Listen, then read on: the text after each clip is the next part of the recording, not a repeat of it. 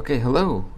This will be a math tutorial video about doing some practice problems regarding probability, sets and subsets, permutations and combinations, union rules and Venn diagrams, and solving for a couple different practice exams. This is going to be a practice test from online.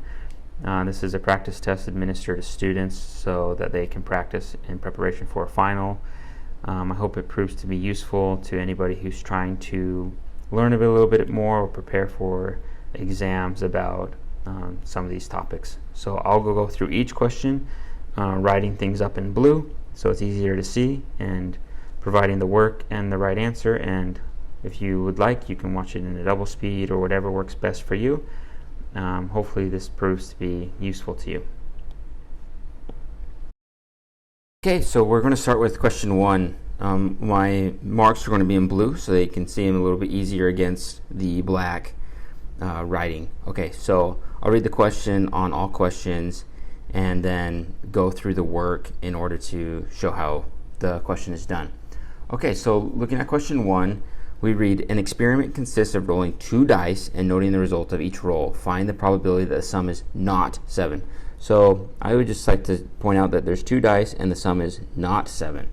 So when we have 2 dice questions, we immediately know that a dice is going to have 6 numbers on each one. The second thing that I look for is probability. That's going to mean I'm going to have a percentage, meaning that I'm going to have an answer between 0 and 1. So this is going to be given as a percentage or a fraction. Okay, so looking at this first one, since I know it's a probability, I'm going to start with event over sample space. This is going to be how all probability questions are set up. So my event is what constitutes a success given the parameters. The sample space is going to be the total number of possible outcomes. So that's sometimes like the easier one to start with. Since we have 2 dice, we know that there's going to be 6 numbers, and if I roll that dice twice, it's essentially just 6 squared. So one dice you can have 6 numbers, and you can roll the second dice and you can get another 6 numbers, and so we just square that to get 6 squared. Okay, so our event is kind of tricky because it's the sum that is not 7. So you can list out the total number of ways to get 7 or any other sum other than 7. You can do 1 and 2, 1 and 3, 1 and 4, 1 and 5, and then 1 and 6 would be 7, so you want to do that one, and just continually to count, which is one possibility, and that certainly works. I'm going to do it a little bit different. I'm going to just subtract the number of ways that we do get 7, and it's just a little bit quicker. So the number of ways that we can get 7 is 1 and 6, 2 and 5, 3 and 4, and then on the other dice, throw in a 4 and 3, 5 and 2, and 6 and 1. So dice 1 and dice 2. If I total up the number of ways, that's 6 different ways that I can roll 2 dice and get a sum of 7. That would make sense. So if I have my sample space, which is 6 squared, and I take out the number of ways that I can get a sum of 7, which is 6, then I can just do my math and reduce the fraction. So I would get 36 6 squared minus the 6 over the 36, which then 30 over 36 can reduce to 5/6. So your answer to this example is going to be A. Okay, question 2. If you flip a fair coin 3 times, what is the probability that you get at least 2 heads in a row? Okay, again, probability, I'm looking at event over sample space. That's what my E and S are. And I'm going to flip a fair coin, so a heads and tails, and I want to flip that coin 3 times. So this is what's called a mutually exclusive question, meaning that 2 things cannot be true at the same time. It either has to be one or the other. In this case, heads or tails. Immediately I know that there's only 2 possible outcomes in this, heads or tails, and then the number of trials I do on this experiment is going to be my exponent. So in this case, I do it 3 times. So I'm going to have two mutually exclusive options, and I'm going to do this trial 3 times. So that's going to be my sample space. My event is going to be what constitutes a success. in this case, at least 2 heads in a row. So this gives us a little bit of a hint here. So heads, and tails I can have as an option. I can flip a heads, and then a tails. That constitutes as a success. I can do a tails first, and then a heads, flip that second, and then third a heads. That also works. Both of those are included in that little hint right there. A third way is, of course, getting 3 heads in a row. So there are 3 ways that I can get 2 heads in a row if I flip a coin 3 times. So on my numerator, I will have 3 possible success options. So all I need to do in this question is multiply out that exponent, which is 8. This fraction is already reduced. So my answer here is going to be C. Number 3.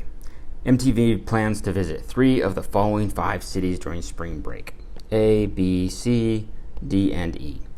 An itinerary for their trip is a list of the 3 cities chosen in the order that they are visited. So that constitutes as a success.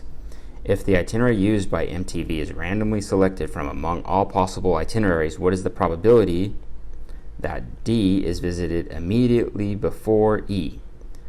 Okay, so probability question, event over sample. So here we're going to have a little bit different of a question. This is going to be a permutation question because we're not doing all the cities. A city is considered a success or an itinerary if it is visited, if only 3 of the cities are visited out of the 5. And the difference between permutations and combination is really if the order matters. Looking at this question, we have 5 possible cities. Since the order does matter, order that they visited is a clue that order does matter, and they were visiting only 3 of those questions. I won't go into the permutation side of this question because I'm assuming most people can use their calculators or know how to solve permutations. The event, which is considered a success, or the probability that Dallas is immediately visited before Eagle Mountain, or D before E. There's all the ways that we can list out. We'll just list them out. So we can go A, D, E, B, D, E, C, D, E, and then we can start with D, go to E, and then A, or D, E, B, or D, E, C. Again, this gives us 6 possible ways that we can visit D immediately before E. So I know that's the number of ways that my event, those are the total number of successful events out of the total sample space. So I'm just going to plug in the 5 permutation 3 into a calculator or solve it by hand off on a separate piece of paper, which gives us 60. So 6 over 60, of course, reduces to 1 over 10. In this case, your answer is going to be C. Okay, here we go. Number 4. An underclassmen club is made up of 3 freshmen and 5 sophomores. A committee of 3 is to be formed from the 8, so 3 of the 8, so that at least 1 of each class is represented. Find the number of ways the committee could be formed. Okay, so this one is not a probability question, so we can see from the answers that there's no fractions, and there's nothing that mentions a probability in the question. This is only looking at essentially an event. What is considered a success? Okay, so we have 3 freshmen, 5 sophomores, and we're trying to find a committee of 3. Okay, and each class has to be represented in the committee. So let's just list out the number of the options using combinations, because the order does not matter. There's nothing about this question that indicates that order matters. So out of the 3 freshmen, I could choose 1 freshman. If I do that, if only 1 freshman is chosen, then out of the 5 sophomores, 2 of them will be chosen. So that's, multiply that together is the total number of ways that 1 freshman and 2 sophomores could be chosen. However, that's not the only possible way. So we're going to add in the total number of ways of another possible success, which is if out of the 3 freshmen I choose 2 of them, that would mean out of the 5 sophomores, I would choose one of them. So this second probability or product is the number of ways that I can have 2 freshmen and 1 sophomore. So I'm going to solve out those combinations and combine those to get the number of ways that a committee can be formed, given the parameters that 3 members are to be formed with 1 of each class representing at least 1 of each class being represented. So I can solve this. So 3 combination 1, plug that into your calculator. 5 combination 2, again, in your calculator. 3 combination 2, and 5 combination 1. So now it's just simple math. We have 30 plus 15. That will give us that 45, which is going to be answer A. Okay, question 5. What is the probability, immediately think of probability as a fraction, that 3 randomly selected people were born on different days of the week? Okay, so I can think of this as immediately event over sample space. It's a probability question. We're going to have a fraction. And this one I kind of like to think about, and one possibility is just looking at, okay, if I have 3 different people, and the first person here can be born essentially on any day of the week, right? So there's 7 days in the week. That first person can be born on 7 days of the week. If the second person is to be born on a different day of the week, that person only has 6 different days that they can be born on. And lastly, if the third person is to be born on a different day of the week than the first and second person, there are only 5 possible days of the week that they can be born on. So this is essentially the number of ways that you can have 3 people born on different days of the week. However, it's not enough. It's not asking for the number of ways. It's asking for the probability. So our event is going to be essentially this question, these multiplied out.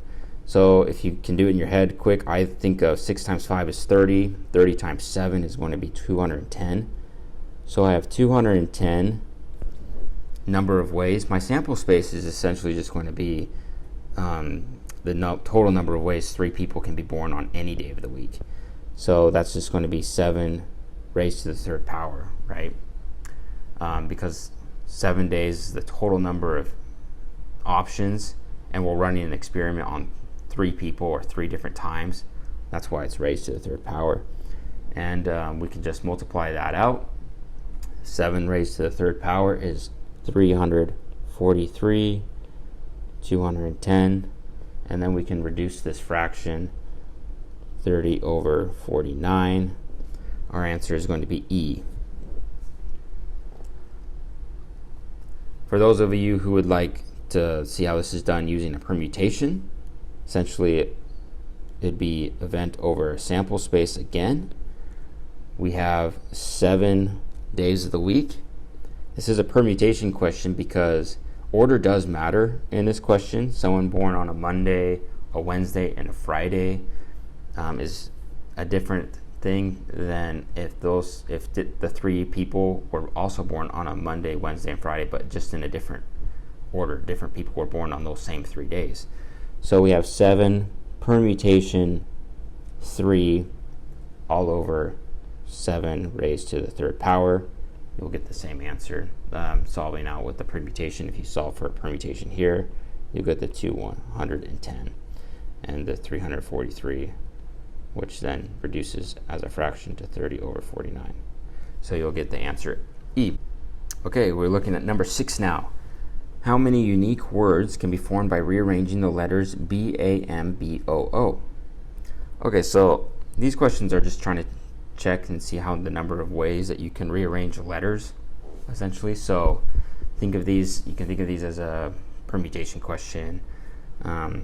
So we have here 6 letters, and looks like B is double and O is double. A shortcut to solve these is really just to look at this as 6 raised to the factorial is the number of ways that you can rearrange these 6 letters, right? You can have any of the 6 letters. Short way to look at this, any of the 6 letters first, which leaves you with 5 letters next, 4 letters next, 3 letters next, 2 letters next, and 1 letter last. So essentially a factorial of 6. Your denominator is going to be 1 in this case, but there are duplicates. We need to take out those duplicates because just flipping the b's back around does not make it a unique word. If we spelled out BABOOM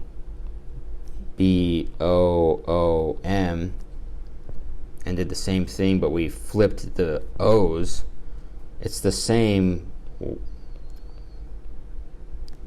word. It's still a unique word. They're not unique words. So this is the first O, and this is the second O, this is the second O, and this is the first O. That's no longer a unique word. It's the same word, but we're counting for it twice because we're just flipping the 2 O's. So we need to take those out. So in our denominator, we take out the number of duplicates, factorial. So there's 2 B's, so 2 factorial, and there's 2 O's. So we take those out.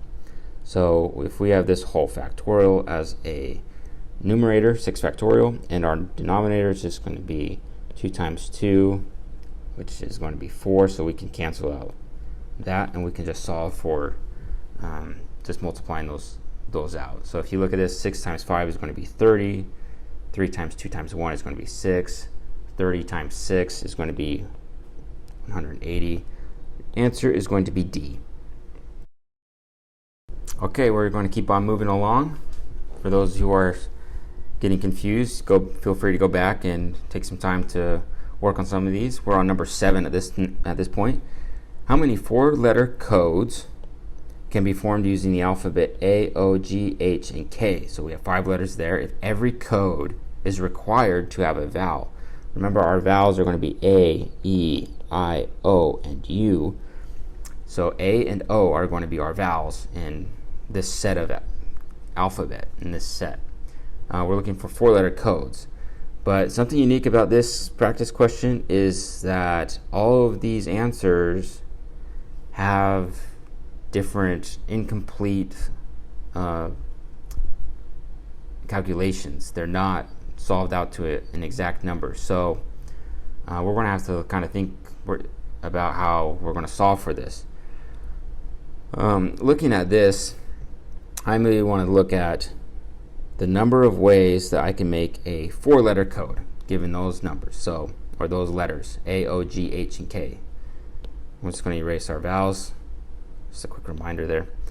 So we can have any of the 5 letters in the first spot, any of the 5 letters in the second spot, any of the 5 letters in the third spot, and any of the 5 letters in the fourth spot. It could be A. That's one possibility. It can be A, O, K, H. Those are all possibilities, so we need to count for those. Duplicates are allowed in this question. So this essentially is going to be 5 to the 4th. Once we see that, we can kind of see that our options are starting to present themselves in the answers. However, each code is required to have a vowel, which means we need to take out the number of ways that a 4-letter code could be made using only vowels. Or only consonants, no vowels. So looking at this, if we do the number of ways, we can only get vowels. That would be something like GHHK or GKKH or GKHG. A lot of different ways. So we have 3 consonants we can use for each of those 4 spaces to use only consonants, non-vowels, which would leave us with 3 to the 4th. So as you can see, the total number of ways that we can make a 4-letter code given those 5 letters, subtract out the total number of ways that we can make a 4-letter code given only the consonants, non-vowels, would leave us with the answer. We can continue to solve that out. However, looking at our answer is going to be A. That is the correct way to solve it. It's a tricky question because it doesn't follow through and give you an actual answer numerically, but that is the correct answer. Okay, number 8. A doctor has 6 patients in the waiting room, 2 men and 4 women. Patients are called up in random order and seen in the order which they are called. What is the probability that the first patient is a male given that the second is a female? Okay, so this is obviously a probability question, which means R event over sample.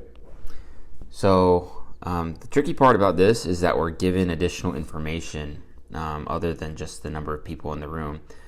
This is the probability that the first patient is a male, given that the second is a female. We know that the second person chosen is going to be a female, so now we're just trying to find the probability that the first person is a male. There's no real reason to know how that's done, but for purposes of the question, that's kind of how it's working here. Okay, so in these questions, I like to do these two-stage questions where there's one event and then a second event afterwards. Now you kind of like to break it down. So I'm going to do this down here, and I'm going to say we have our male and we have our female, and then that's our first event, and then our second event will be males and females.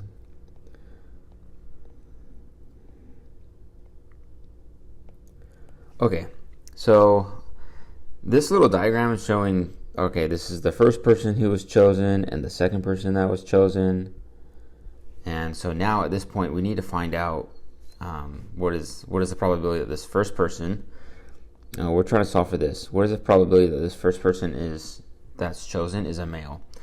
So we can start by looking at, so we're given 6 patients, 2 men, 4 women. Okay, so we can write down here that 2 out of the 6 are male and 4 out of the 6 are female. Okay, so we know that. I'm going to zoom in here just a little bit. Next, let's assume the first person is a male, that leaves 5 people in the room, right? 5 and 5.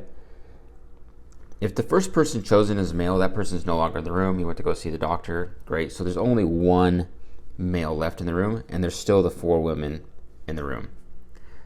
Okay, so let's look at the other one. Let's say a female is chosen. Out of the 4 females, 1 is chosen. That would leave us with 3 females out of the 5 remaining people and 2 males out of the 5 remaining people. Okay, I'm going to zoom back out. So that gives us some of the fractions that we need in this case. And now that we know those numbers, we know that the second person chosen was indeed a female. So we know that this happened, that one of these two options happened. Either a male was chosen and then a female, or a female was chosen and then a female was chosen, right? That's basically the information that they're giving us. And so we're just trying to find out what is the probability that the first person was a male. All right, so our sample space is going to be the 2 possible options, right? So let's say the first person that was chosen was a male. So there's a 2 out of 6 chance that the first person chosen is a male. And if the second is a female, that would give us a 4 out of 5 chance that the second person is a female, and that is given.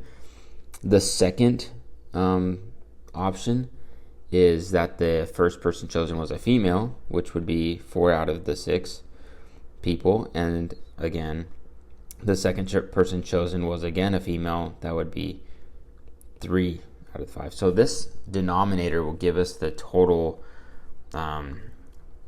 probability. It's not going to be 1 because 1 would include all possible options. We're narrowing this down because we're given specific information. So we're going to weed out the second person being a male and focus only on given that the second person is a female.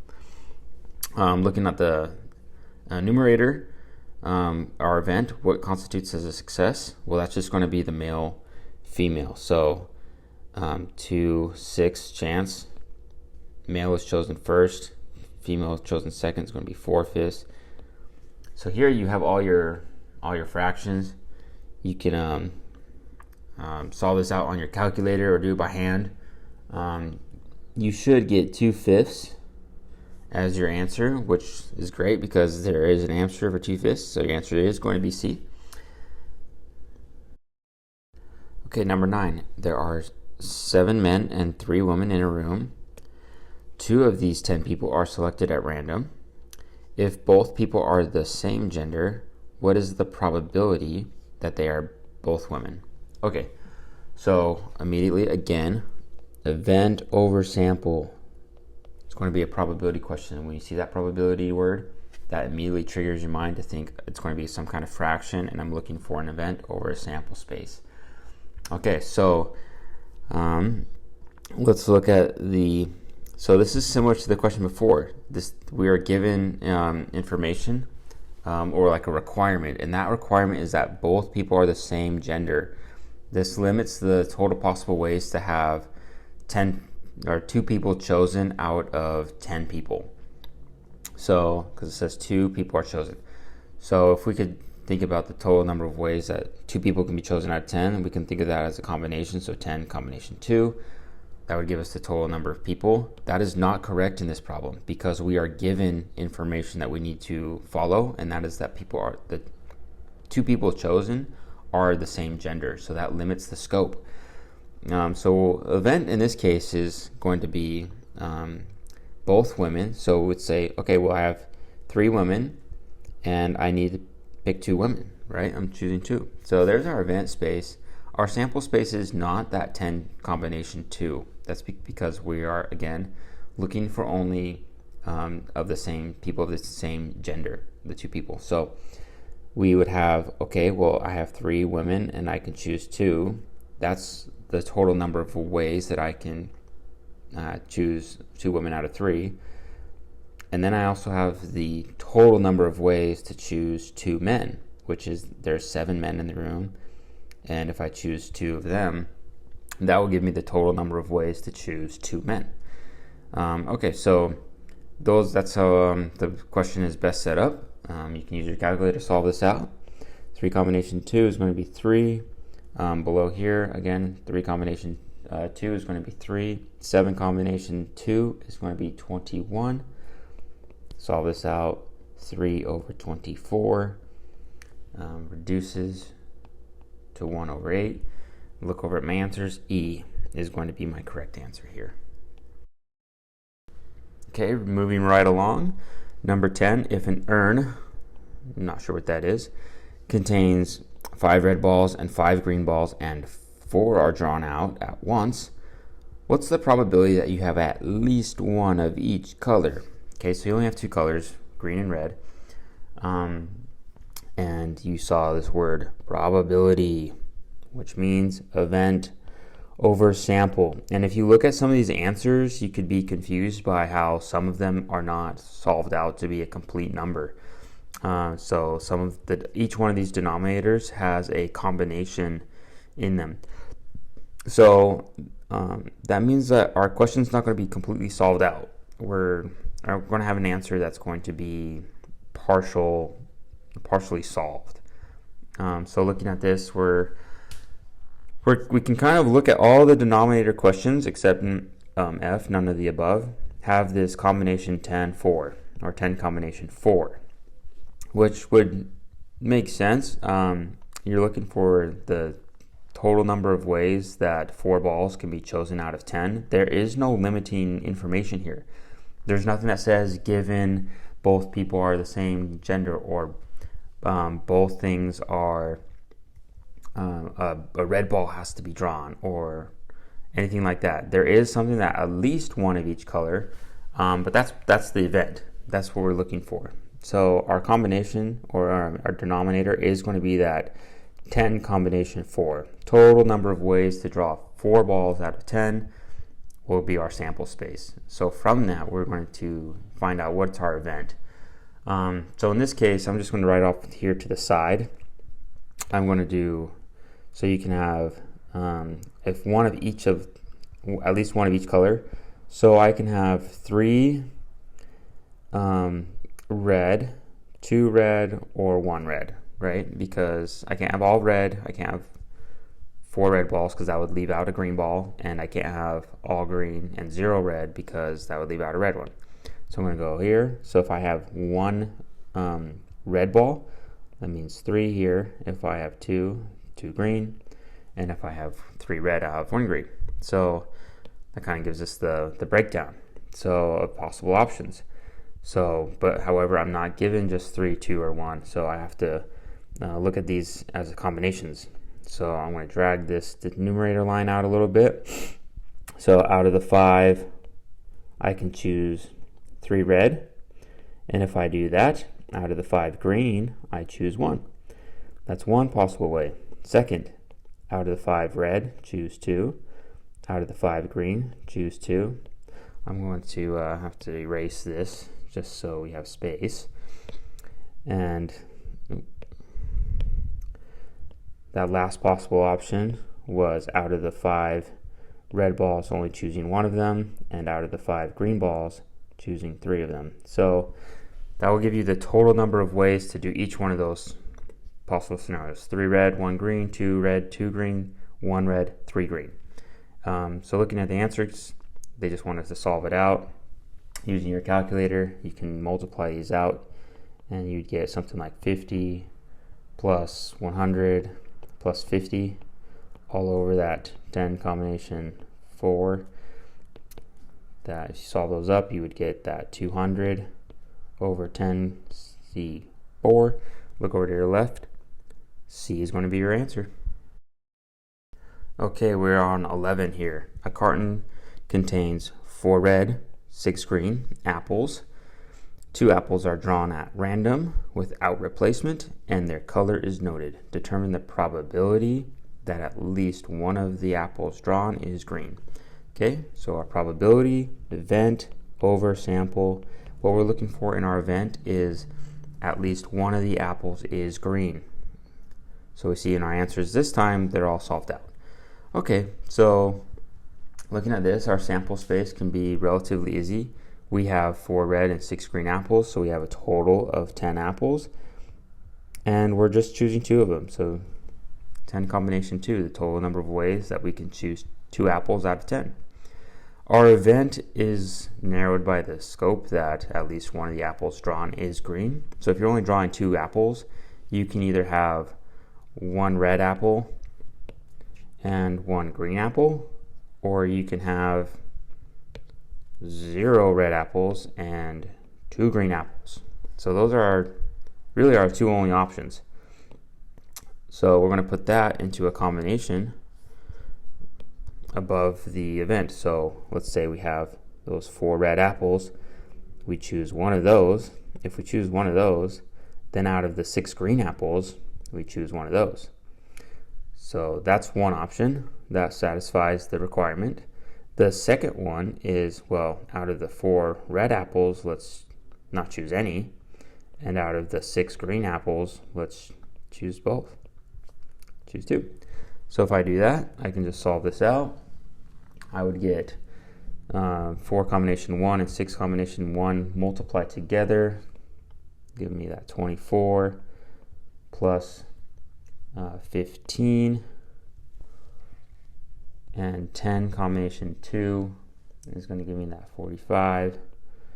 And if I reduce this to 39 over 45, that again reduces to 13 over 15. And if I look at my answers, B will be my correct answer. Okay, number 12.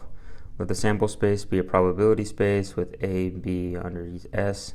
Suppose that the probability of A is 0.6 and the probability of B is 0.4, and the probability of A intersect B is 0.2. So find the probability of A prime union B. Okay, so this looks like a kind of a Venn diagram question. Starting out with these, you have what I like to draw out like a box. This is our space. This is our probability space. And we have only 2. We have A and B.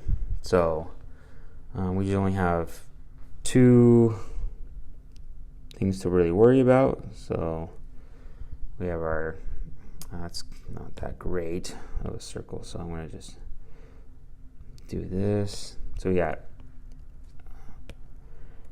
we have an A, that's not much better, and we have a B. I'll clean that up just a little bit. Okay, so A and B, we can label these up top or on inside. So I have A and B. Okay, so probability of A equals 0.6 and probability of B equals 0.4. So before just throwing those numbers in there, I want to look for like the tightest overlap, wherever there's the most overlap, most intersections. So in this case, it's going to be A intersect B. So if I look at this, A intersect B is going to be this section right here. So, and I know that this is 0.2.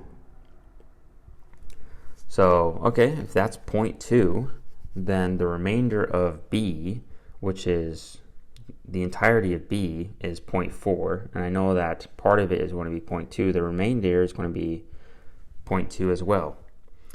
If I look at A, probability of A is 0.6, and 0.2 is overlaps with B, then I know this is going to be 0.4. Okay? So, and I'm asked to find the probability of A prime union with B. But looking at this, probability always has to equal 1, right? So if I add these up, I'm only left with the 0.8. So that would make the A prime, B prime area 0.2, right? So all four of those numbers add up to be 1. So I'm now looking for the A prime, so anything outside of A, intersecting with B. So what I like to do is just look at this first part. So anything outside of A. So let's just do this green part, anything outside of A. So that's going to be including B, it's going to be all the whole universal space here. So all that green space is A prime. So I'm just going to say that's what this is. And then let's do yellow, red for, let's say with yellow, for anything that's in B. Okay, so B is going to be right here, this area overlapping here. Okay, sorry, my numbers are getting covered. So now I'm just trying to say, okay, so everything that is green or yellow, that's what that U stands for, or. Whereas I like to think of this intersect as and. So intersect is and, union is or. So in this case, we're looking for an or. So everything outside of A or inside of B. So everything outside of A is going to be, like we calculated, that 0.2 plus the 0.2 inside of B. So basically all of B plus the exterior universe area. And then anything inside of B that we haven't counted for, but we have. So we're not going to double count that. We just basically sum this up when we get that 0.6 and we look over at our answers. B will be our answer in this case. Okay, question 13. All right, 200 mathematicians, so just 200 attend a math conference. 45 of these mathematicians have buck teeth. 85 have skinny legs. Okay. 110 of these mathematicians don't have buck teeth and don't have skinny legs. How many buck teeth and skinny legs? Okay, so we can write this out. We can just basically say like A is buck teeth and B is skinny legs. And so we can draw our Venn diagrams, things like that. So A, let's just say, is buck teeth. So we have 45, and B is skinny legs, 85. And then we have A prime and B prime, so intersect B prime. Don't have either, so that's going to be our 110. And then our total sample is going to be 200. So those are some kind of basic numbers to go with. Again, I'm just going to draw our diagram here, just so I visually can see where everything's at. So I have here, let's see, so our intersect is what we're looking for actually. So we don't know our intersect, and we know that our exterior, or our neither, or A prime intersect with B prime, anything that's not in A and everything that's not in B is going to be 110. So anything that's overlapping in our A, B Venn diagram is going to equal basically 90 people. So off to the side here, we can say everybody with buck teeth plus everybody with skinny legs, and then anything, we got to take out our intersect so we don't double count. A intersect B, that whole space needs to equal 90 mathematicians at this conference. We know A and B, so 45 have buck teeth and we have the 85 with skinny legs. We don't know what our A intersect B is, but that's what we're trying to solve. But we do know that that total number of people equals 90. So this is going to be simple algebra. We'll just need to solve. So we have 85 plus 45 will give us that 130 minus A intersect B. You can think of this as X if it makes it easier. Solve this over. We'll subtract the 130 from that side and divide by the -1. That would give us that A intersect B does equal 40.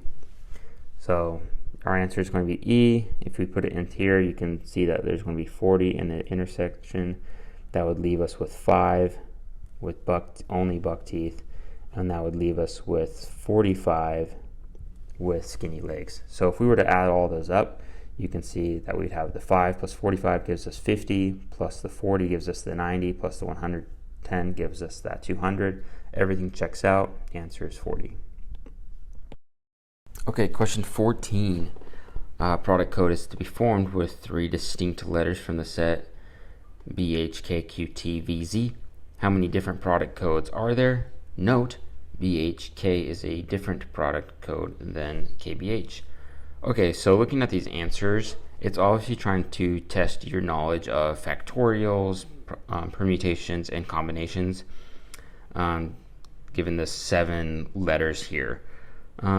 So really you just need to know what's the difference. In this case, the order does matter. It gives you in that note, BHK and KBH are different product codes. Although they're the same 3 letters in a different order, it's considered a different product code. So we know it's going to be a permutation. So if we have 7 permutation 3, there's not an answer for 7 permutation 3, but the way we solve for permutations is 7 factorial over basically 7 minus 3 factorial, which would give us 7 factorial over 4 factorial, and that is an answer. So our answer to this question is going to be D. If you're struggling with these kind of questions, you can always try to solve out for the permutation and get a number and then see which of the following answers match up with the answer you got just using the permutation. Question 15. A, B, C are subsets with A being 100, B being 80, C being 70, A intersect B is 20, B intersects C is 15, A intersects B intersects C is 5. The union of A, B, and C is 190. Find the union of A and B. Okay, so this can be intimidating with so many different numbers being thrown at you. So just start with what we're looking for. What is the question's asking you to find? So A union B is what we're looking for. And if you remember the union rule is going to be A plus B minus the intersect of A and B, so there's no duplicates. In this case, we are given all of those pieces of information. So A union B, we know A is 100, we know B is 80, and we have the intersect of A and B, which is 20. So we take out that, so there's no duplicates. If we just solve that out, A union B will equal that. 180 minus 20 gives us 160. Your answer is going to be E. Question 16. A presidency in a classroom consists of a president, vice president, and secretary. So 3 positions. Alice is one of 20 students in a class. If a presidency is chosen at random, what's the probability that she will be in a presidency? Okay, so we're going to have our event over sample because this is a probability question. And this can be very tricky, but the easiest way to think about this is what's the sample space? How many different students are there for a student to be in a presidency? There's 20 students, and students can't hold more than one presidency position. And so the sample space is only 20 because this is the probability that a student is in a presidency. And the event or a success would constitute the likelihood that they are in a presidency. So there's only 3 positions. There's 3 different ways for a student to be in a presidency. So Alice is one of these students. 3 over 20 is our final reduced solution, and so our answer is going to be A. Number 17, the universal set is 1, 2, 3, 4, 5, 6, 7, 8, and has subsets A, 1, 3, 4, 6, B, 1, 2, 6, 7, and C, 1, 4, 5, 6. Find the set A intersects C union C intersect B prime. So at first this can seem a little bit confusing and a lot of different numbers, especially since there's a lot of repeats. And so let's just break this down. So immediately when I kind of see these union and intersect questions, I like to think of this. So an intersect I like to think of as and a union is an or. So when I read A intersects C, I'm reading everything in A and anything in A and anything in C. So if it's in A and it's in C, then that's going to be my solution there. So in this case, if I just look at A intersects C, I'm just going to put these here in parentheses because I'm not good at drawing brackets. So A and C both have a 1. Okay, good. So 1, 3 in A, and a 4. There's not 1 in C, so 3 is not going to be written.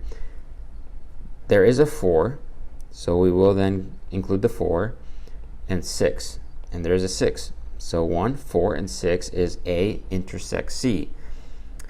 Then we're just going to put the union here for now, and then we're going to put C intersect B prime. So this is going to mean anything that is in C and not in B. So we're not looking for repeats. We're looking for anything that's exclusively in C. So the best way to think about this, I look at my C. So 1, B has a 1. I'm not going to include that.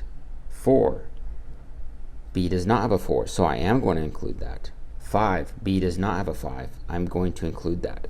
6, B does have a 6. I'm not going to include that. So those are now our numbers. Let's take it to the next step. I'm going to have 1, 4, 6, union 4, 5.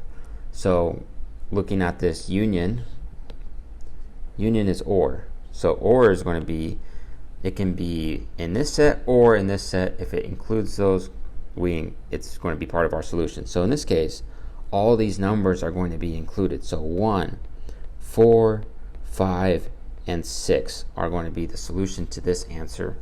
Look over at our options. Answer is going to be D. Question 18. Okay, 3 cards are selected at random from a deck of 52.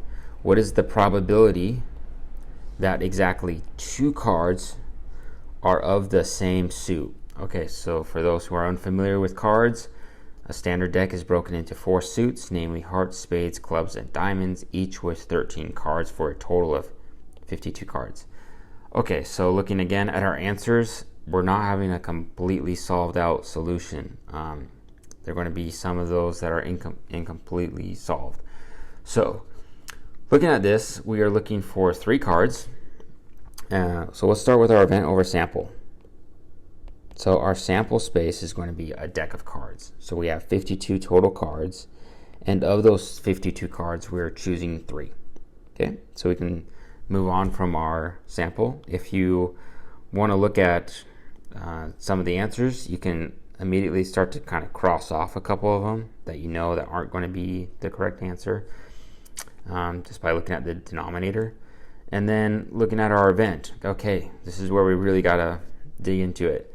So exactly 2 cards are of the same suit. Okay, so I got to think about, okay, how many suits are there? Well, there's 4 suits, and I need to choose one of them because they need to be of the same suit. So out of the 4 suits, narrow in on one of those suits. Within those suits, there are 13 cards, and of those 13 cards of hearts, spades, clubs, or diamonds, I am choosing exactly 2. So 4 combination 1 gets us the number of suits, which is 4. And 13 combination 2 is the number of ways that we can choose 2 cards from one suit. However, that leaves us with a third card, which cannot be of the same suit. So we don't just subtract 2 from 52 and say, out of 50 we choose 1. That would be incorrect. Since this third card cannot be of the same suit, we need to choose it from the remaining cards. So in this case, it will be 39. 39 comes from 52 minus 13. I take out the cards that are of the same suit, and of those 39 cards, I choose 1. So that will give me the total number of ways to choose 1 card out of the remaining 39 cards that are not the same suit as the first 2. So now that I have my numerator, I can solve this out, and as I solve this, I can see 4 combination 1 is going to be 4, and 39 combination 1 is going to be 39. If I multiply those 2 together, I get 156, and multiplied by 13 combination 2 all over 52 combination 3, and that is going to be one of our answers. So answer will be A. And a rule of thumb, you can also try just multiplying out each answer to get a numerical figure, and then comparing it to the numerical figure that you got if you did solve it out all the way using a calculator. Okay, number 19. An experiment consists of rolling a fair die 4 times and noting the results of each roll. How many elements are there in the sample space for this experiment? Okay, so they're trying to find out if I'm rolling the dice, I'm noting the roll. So a probability question is event over sample. We're not looking to solve for the probability here, but this is what it's trying to ask for. What's in the sample space? So that doesn't really give us anything, so I'm just going to put X. What we're trying to find in this question is our sample space. We're trying to find out what goes down here. And in this case, our sample space is going to be the number of elements, which is in this case the number of possibilities on one die, which is 6. There's 6 numbers on a die. And we're doing this trial 4 times. So that's the exponent we raise it to. And so that's going to be 4 to the 4th power. So if we think about this, if I roll a dice once, there's 6 possible outcomes. If I roll it a second time, another 6 outcomes. A third time, another 6 outcomes. And a 4th time, another 6 outcomes. That gives us 6 raised to the 4th power. So therefore our answer is going to be B. This is going to be testing your ability to recognize what's a trial, what's an element, and how to put together a sample space for probability questions. 20. Bob usually gets good grades, but he's concerned about his PE class. Because of bad attendance and a pulled muscle, there's a 40% chance that he will fail the class. After finals, the scholarship committee will review his file and decide whether to give him a scholarship. If Bob fails the class, there is only a 20% chance that he will get the scholarship. If he passes, then there is a 70% chance he will get the scholarship. Assuming he gets the scholarship, what is the probability that he failed the class? So this is another one of those tricky questions where they give you the second stage of this question. We are going to assume that he got the scholarship. So therefore, we don't care about the possibility that he did not get the scholarship. What we're curious about is what is the probability that he failed this class, this PE class. So this is going to be one of those tree diagrams. So we're going to start off with, let's say he passed PE or he failed PE. So let's see here. There's a 40% chance that he will fail. So 40%, which would mean 60% chance he passes. Great. That's not what we're really concerned about in this case, but and then let's say he does pass. What is the probability that he gets the scholarship? So if he does pass, then there is a 70% chance he will get the scholarship. So 70% yes, and 30% chance he does not get it. If he fails the class, there is only a 20% chance he will get the scholarship. So, meaning if he fails this class, there's an 80% chance he does not get the scholarship. However, we assume that he does get the scholarship. This did happen. We're trying to find out what is the probability that he failed. So, to the drawing board, we're going to go back to our event over sample. Okay, sample space is going to be the total probability that Bob got the scholarship, regardless if he passed or failed PE. So in this case, we'll start with the passing. So 60% chance he passes. If he passes, there is a 70% chance that he gets the scholarship. So that's the total probability of that option. The second one is if he fails the PE class but still gets the scholarship. So 40% chance he fails and a 20% chance that he gets the scholarship if he fails.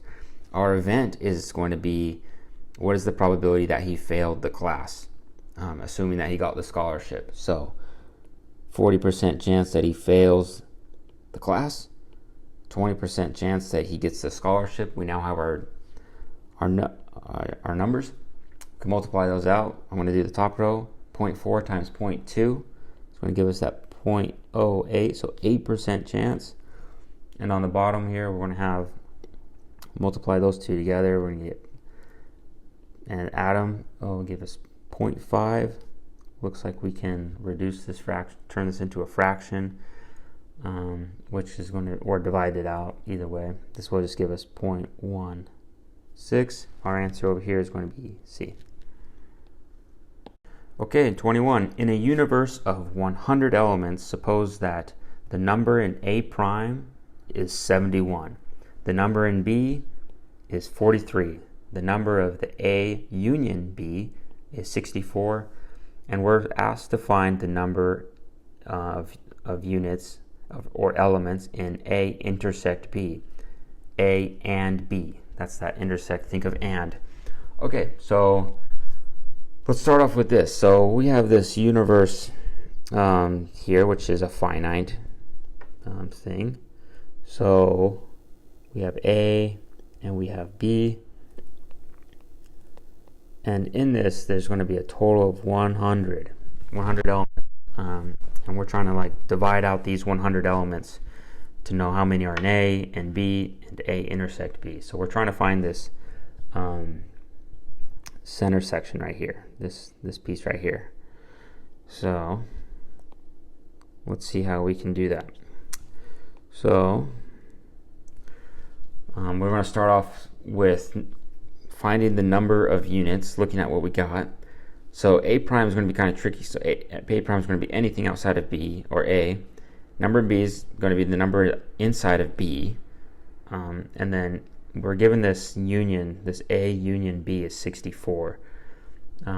So we can start with that. So if we say there's 100 units in the entire universe, and we take out everything in A or B. So if we take out everything in A, I'm going to draw here. if we take everything outside of A and B, what are we left with? So we know the number in A union B, A or B, is going to be 64. So if we subtract that out, we'll get 36. So there's 36 elements that are not in A or B. So I can just put this in the corner here, knowing that there's 36 elements that aren't going to be included in A or B. So that kind of narrows things down for us. So my next consideration is, well, I know the number of elements that are not in A. I'm just going to redraw our diagram here. So we have our A and B, 36 on the exterior. This is going to be A and B. So the number not inside of A, everything out here, including the portion of B that's not in A, not the overlap. So this whole section, including this 36, equals 71. So if I have 71 elements, I'm going to take out this 36. That's another number I know for sure, and see what I'm left over with. That whatever I'm left over with will tell me what is in that B section, not the overlap, but just in B, and that is going to be 35. So looking at this, so if I just redraw this, I just need to switch this so I can just erase the drawings. But so if I have an A and a B, 36 down here, and 35 here. 35 is not going to be the overlap part. So B, I know how many are in B, how many elements are in B. There's 43 elements in B, right here. And if I take out that 35, the 35 that are exclusively in B and not in the intersect of A and B, I can solve that, and that gives me 8. So I have 8 here, and there is what I'm looking for. I'm looking for the number of elements in A intersect B. So that therefore gives me my answer. If you want to take it a step further and multiply all these numbers up, this 36, 35, and 8, and subtract from 100, you'll get 21, and so 21 will be this leftover portion of A. That's not our solution, but it's a way to check your answer and make sure that everything's positive. You can't have any negatives in a Venn diagram like this, but your answer is 8. 8 is going to be this section that's right in the middle here, that A intersect B. Okay, 22. In Monopoly, you can go to jail by rolling doubles 3 times in a row. What is the probability that one can roll a pair of dice 3 times and get doubles all 3 times? So basically asking you, what is the probability that when you're playing Monopoly that you'll go to jail on one of your turns? So probability, we're going to have event over sample space.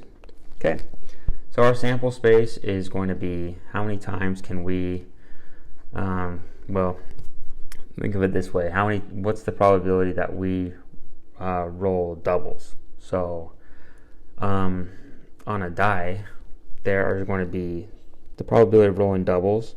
Remember, there's our 6 elements, and we square it because that's doubles is 2 die, two trials, and our event is going to be, if we roll that, how many different ways are there to roll doubles? Well, you can roll 1 and 1, 2 and 2, 3 and 3, 4 and 4, 5 and 5, and 6 and 6.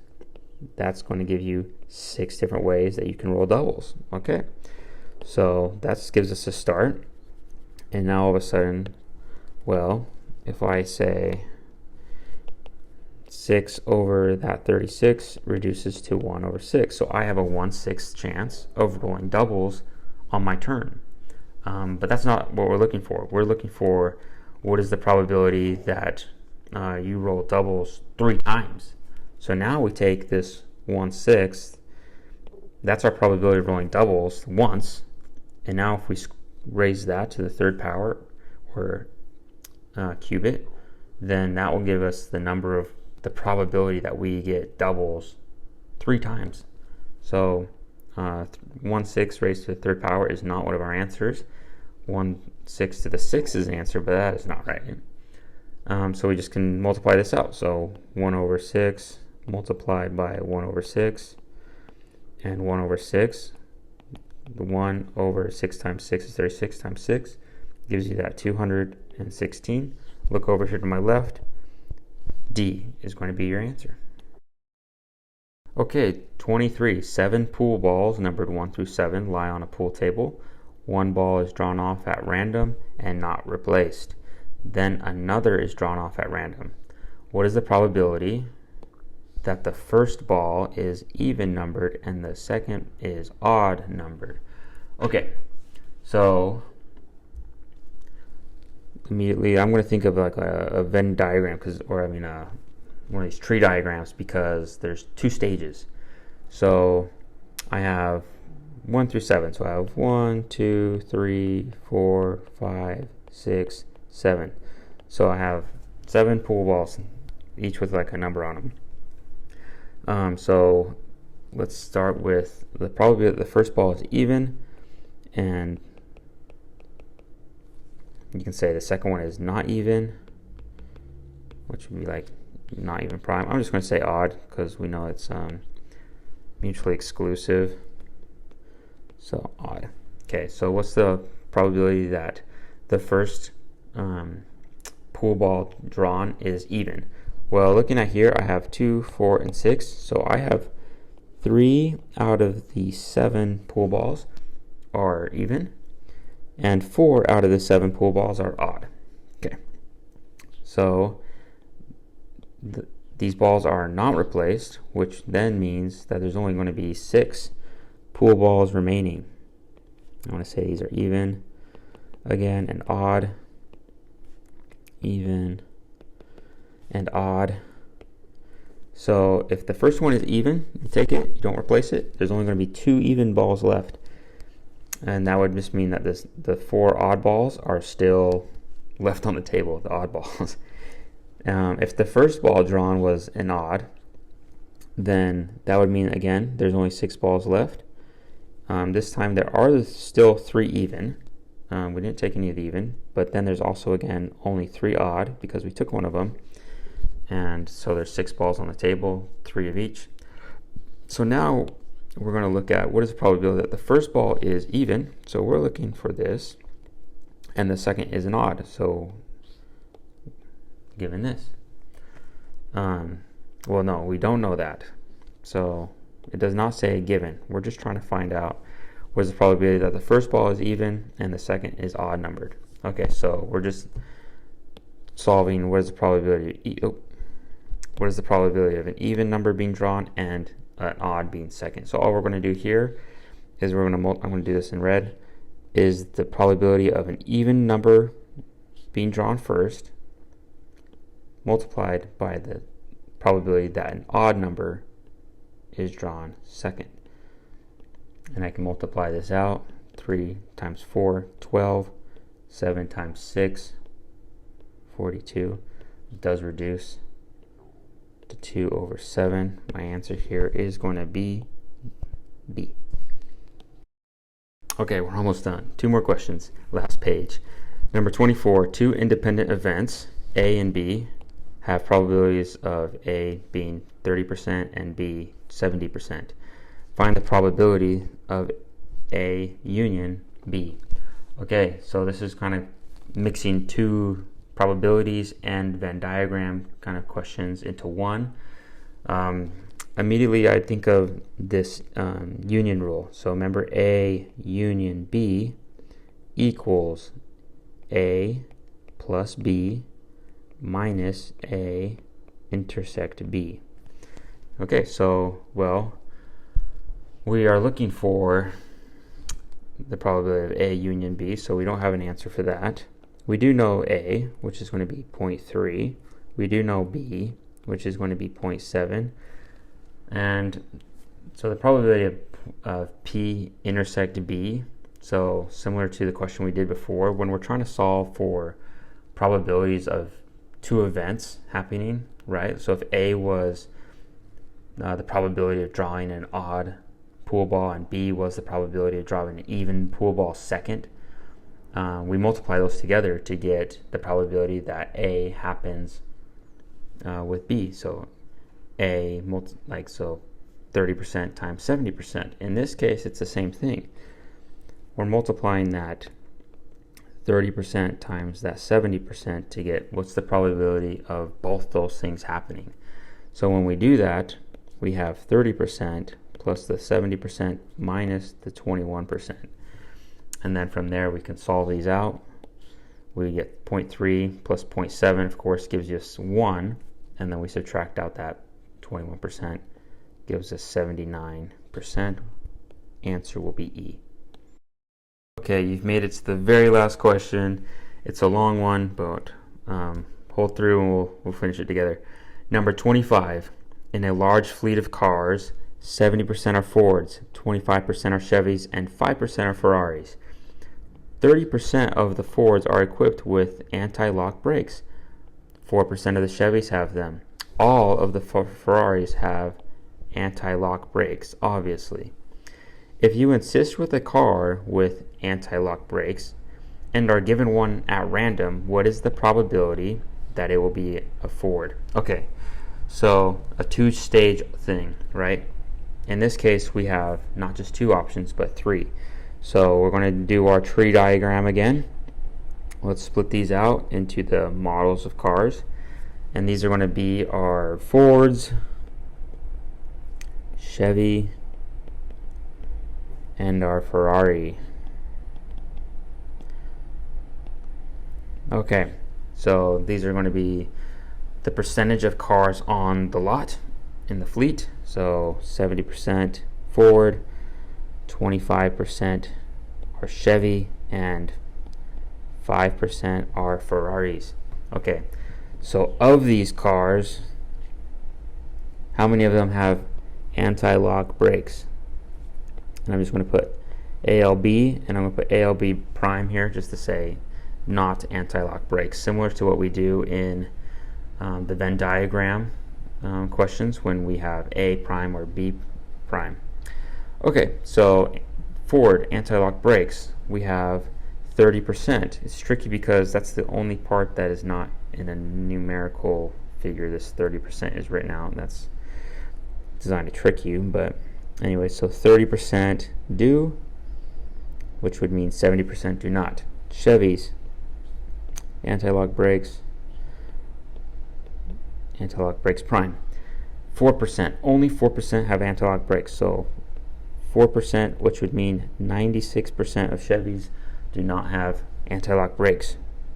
Ferraris, it doesn't give you a number, but it says all the Ferraris have anti-lock brakes. So anti-lock brakes prime, 1 and 0, because 100%. Okay, so now we have our numbers put down into our diagram. You are insisting with a car with anti-lock brakes, so it must have anti-lock brakes. So these are all given. And if we're given one at random, what is the probability it will be a Ford? So it's trying to ask, okay, well, if you were given a car with anti-lock brakes, what's the probability that it's a Ford? Okay, so I'm going to just kind of scroll down here a little bit to give ourselves a little bit more space. Probability questions are going to be our event over sample. Our event in this case will be a Ford being selected out of all the anti-lock brake cars. So 70% of the cars on the lot or in the fleet are Ford, and 30% of those Fords have anti-lock brakes. So in theory, you can think of this as, Ford car intersect with anti-lock brakes, if you want to think of it that way. On the bottom here, we're going to include all the sample space. The sample space is going to be all the probability that I can get a anti-lock brake car. So again, it will be that Ford. So Ford intersect anti-lock brake.